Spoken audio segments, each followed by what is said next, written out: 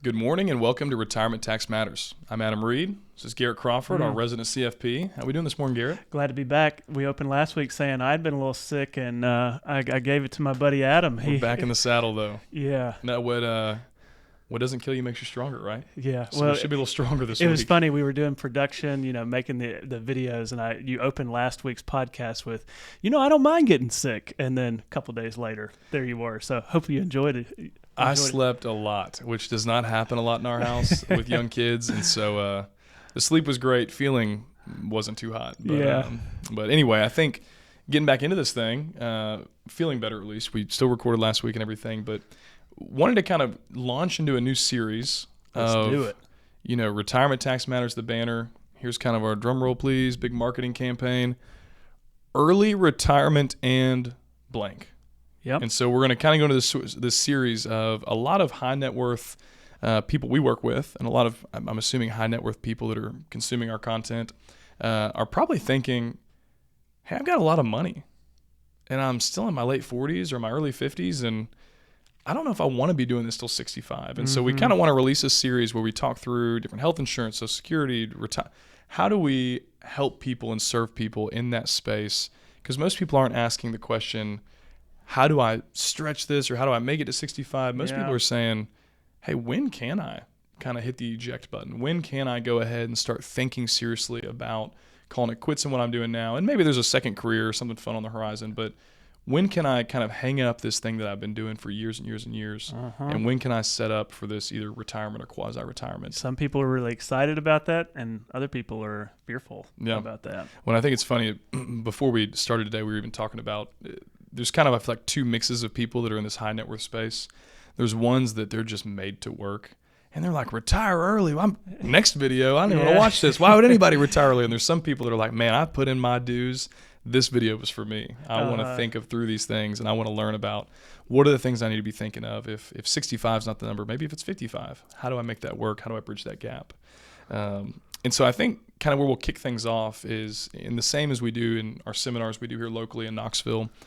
We talk a lot about the foundation of retirement, which is for most people, especially people that were high earners, Social Security is kind of the bedrock or the foundation for retirement. And a lot of people, they'll maybe hit a milestone or they'll get closer to retirement and they think, I'm going to get on the website and look at what are these projections, what are these numbers? I want to lock in a number and kind of plan back and plug in some things. But I know in your experience and my experience as well, sometimes it can be a little tricky to land on what is accurate, what is true, what's a projection, what's tangible, what's something that's kind of a more theoretical.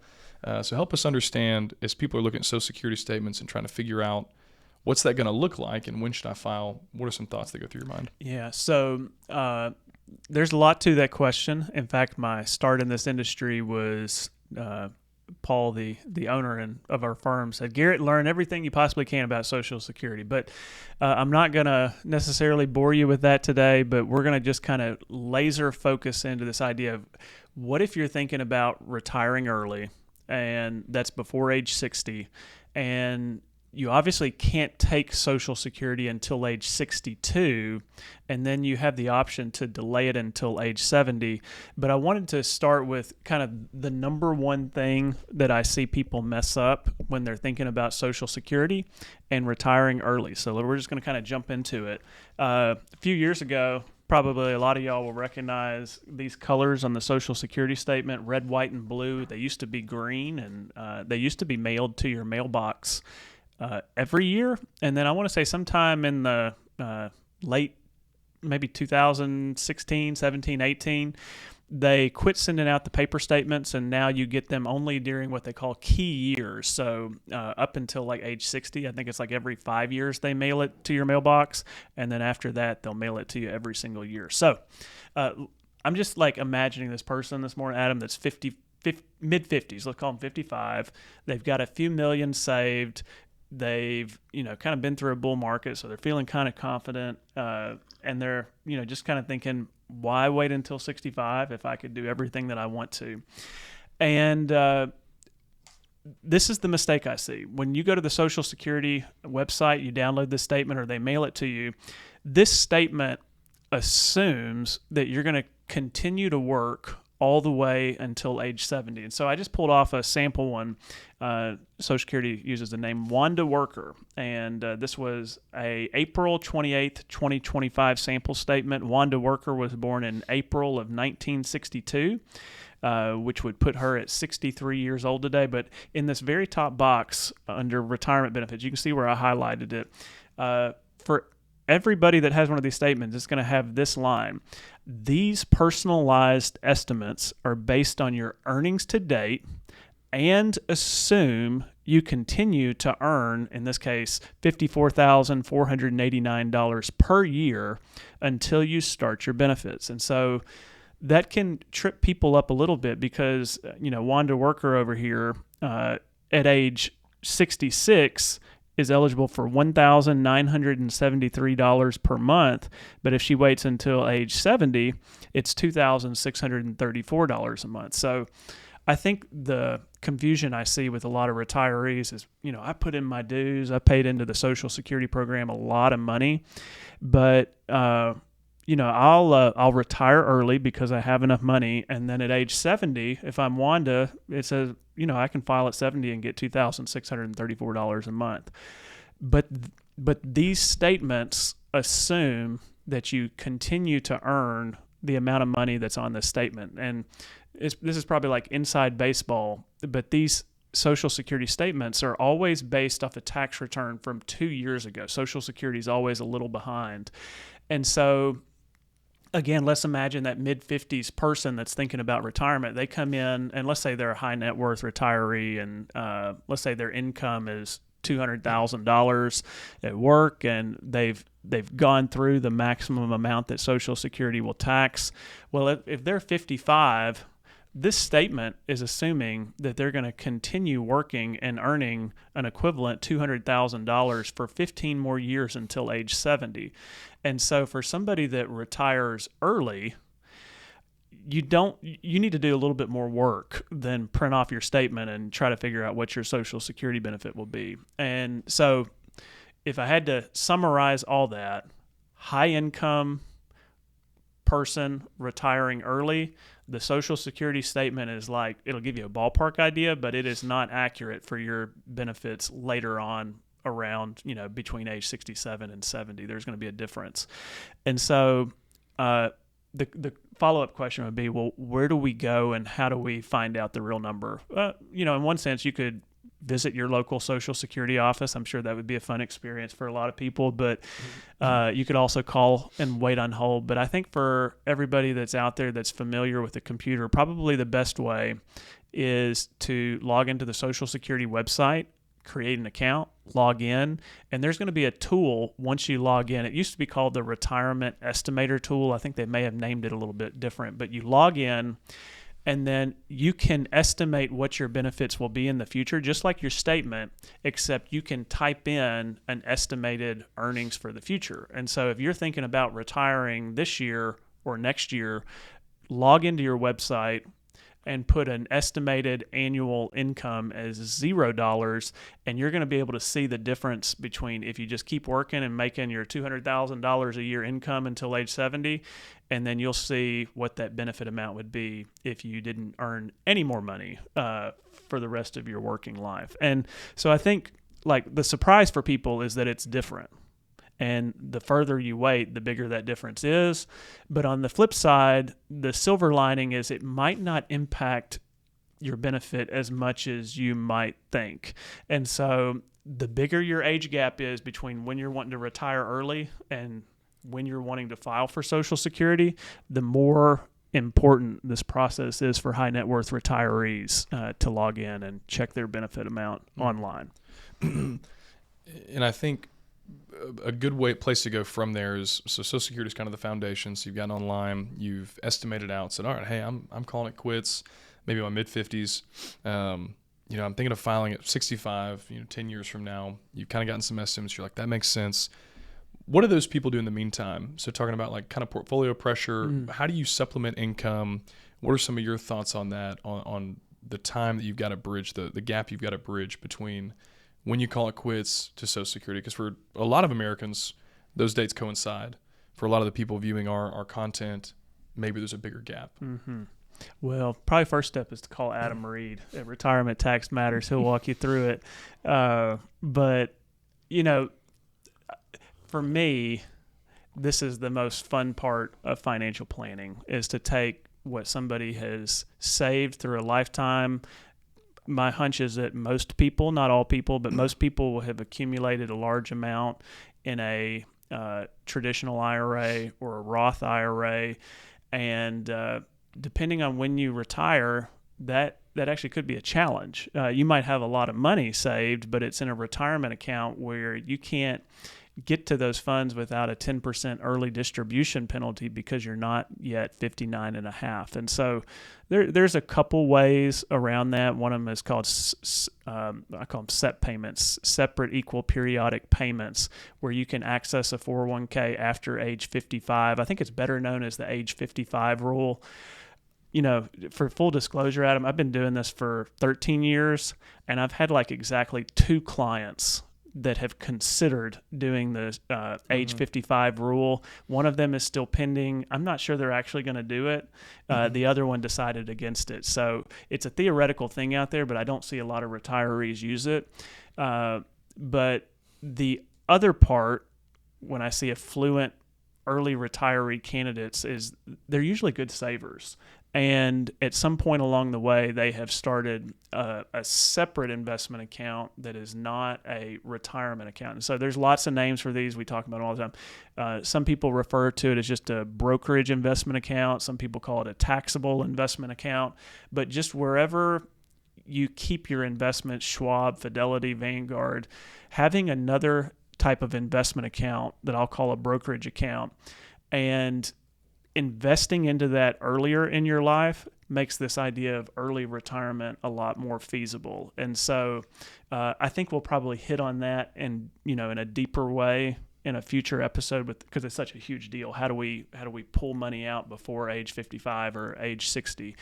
But taking what you have and optimizing all of your financial resources to be able to retire early is a fun process for us as financial planners, but can be overwhelming. And so I think that's where it comes back to, like, how do you feel about work? People that have, kind of worked really, really hard, busted their back in their employment, they're probably ready to check out. They're going to approach that conversation in a much different disposition than somebody that loves their job. And they're like, maybe I'll just keep working a few more years. So financial planning, tax planning is very, very important for the high net worth retiree deciding to retire early. Last question, I guess, going back to Social Security, that I have, and I think a lot of clients have that we work with, and probably one that I feel like gets overlooked sometimes, because we look at the statement, it's like, oh, this is Wanda Worker's statement, and we don't think about her spouse, and her spouse has a statement. Yeah. How do you, and maybe just touch on this briefly, how should clients or people viewing this content, how should they be thinking through spousal benefits and surviving benefits as they head into retirement? I've heard you share what I think is some really cool information on this. Yep. So I guess remember, you're in your mid-50s thinking about retirement. Social Security at minimum cannot start until age 62. You can wait all the way until age 70. But I tell people, if you're not married, you've never been married for more than 10 years, Social Security really, it kind of is a calculator question. I could build a spreadsheet and solve that pretty quick. But if you're married or have ever been married, the math changes and gets more complicated. And so I had somebody I was talking to earlier this week, and married couple in their mid 50s. And, again, side note, a lot of these podcast conversations come from inspiration of just conversations we're having working with clients. But in this case, Social Security is not on the immediate radar, but one of the probably biggest, best characteristics of Social Security is called the survivor benefit feature. And if you don't know about it, you need to start getting that in your mind about this topic. But a survivor benefit of a Social Security says if you have two married people, let's say one of you was a higher earning spouse, let's say your benefit at age 70 or something is going to be $5,000 a month. And let's say your spouse either didn't work or had a smaller benefit, and so they're relying on a spousal benefit that I might touch on here in a second. The survivor benefit feature says whoever lives longer, they get to retain your higher $5,000 a month benefit. And not only do they get to retain it, but they also get a annual cost of living adjustment on top of that. And then thirdly, kind of a debatable topic, but Social Security, you can count on that coming every single month for the rest of your life and the rest of your spouse's life. And you don't have to watch the stock market. So there's no volatility. It just comes to your bank account, and I think that's a good thing. But when we talk about this idea of early retirement, we want to still prioritize the amazing value that is the higher earner's benefit. And there's usually a case, especially in a traditional marriage, where maybe husband is older than the wife, that women are going to generally live longer. And so if we run the numbers, there's a good chance that it may have you as the older, higher earning spouse trying to delay that Social Security benefit until 70, which can add extra pressure for somebody that is wanting to retire early. And so this is a great example of where maybe just going to ChatGPT or Google Gemini, what should I do? It's complicated, and it depends on how you think about money, but there will be probably a math compelling case for waiting and delaying the higher earner Social Security for a while. But there's also a compelling case for being happy, doing the things that you want to earlier in retirement. And so the way I like to approach this is let's start with the math and then work backwards from there. And so for the early retiree, I think using Social Security planning software is a key part of this. There's no need for you to read the 800-page manual on how the system works, but use Social Security planning software, get the mathematical best answer estimate for your situation, and then decide between you and your spouse, does that strategy make sense, or could we prioritize happiness or more spending or giving now, and that might cause you to walk that back. Yeah, absolutely. Well, I think it's such an interesting topic because I think face value, Social Security seems pretty straightforward. And for a lot of Americans, it probably is. Mm-hmm. Hey, when I retire, I file. And that's what they kind of do. But I think for the people we're talking to, the high net worth and that $2 to $8 million 401k, IRA, retirement funds range, it becomes a little more dicey when it's, well, I got 10 years to bridge the gap. I've got, do I wait? Do I push it out? And there's usually just flexibility with this demographic, which makes the planning fun, but flexibility provides for a lot of different options. Yeah, absolutely. Well, I think maybe just to recap real quick, if you're planning on retiring early, thinking through it, man, go to the Social Security website, get in there, type in some of those future earning dollars, and maybe you're like, hey, I want to work part-time for these next few years or something. Mm-hmm. That will still affect things, not as drastically as if you had no income, but something to have kind of on your radar. And then also just being mindful of the surviving benefit and some of those thoughts of, hey, did we push out this Social Security benefit? Did my wife work? Did she stay at home with kids? Did my husband stay at home? Whatever it may be, I'm thinking through those things. But Social Security is a really, really powerful tool in the tool belt for really anyone in America that retires, as long as it's there. And, we have some confidence that it'll be there. And been here for a long time. It's survived a couple world wars, some recessions, some depressions.